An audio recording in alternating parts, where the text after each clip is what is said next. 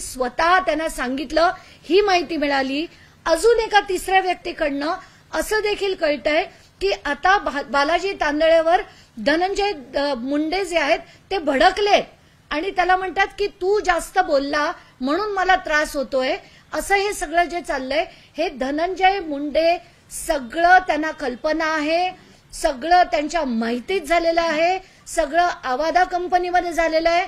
आवादा कंपनीमध्ये सुद्धा आवादाची जी मीटिंग जी सातपुडा बंगल्यात झाली होती त्या मीटिंगला देखील हे सगळे हजर होते, तिथे 2 पोलीस अधिकारी सुद्धा हजर होते।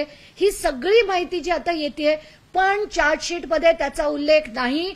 तर हे महाराष्ट्र शासन, मुख्यमंत्री जे गृहमंत्री आहेत हे त्यांना कुठे वाचवण्याचा प्रयत्न करतायत का? जी मागणी आहे की धनंजय मुंडे, बालाजी तांदळे, शिवलिंग मोराळे, सारंग आंधळे, डॉक्टर वायबसे व त्यांच्या पत्नी, SP Bargal, PSI Rajesh Patil, PI Mahajan, PI Bhagwat Shelar आणि ते जे गीते आहेत जे LCBचे अधिकारी होते ते, अशा 10 जणांना सह आरोपी करा, त्यांची सगळ्यांची स्टेटमेंट्स घ्या।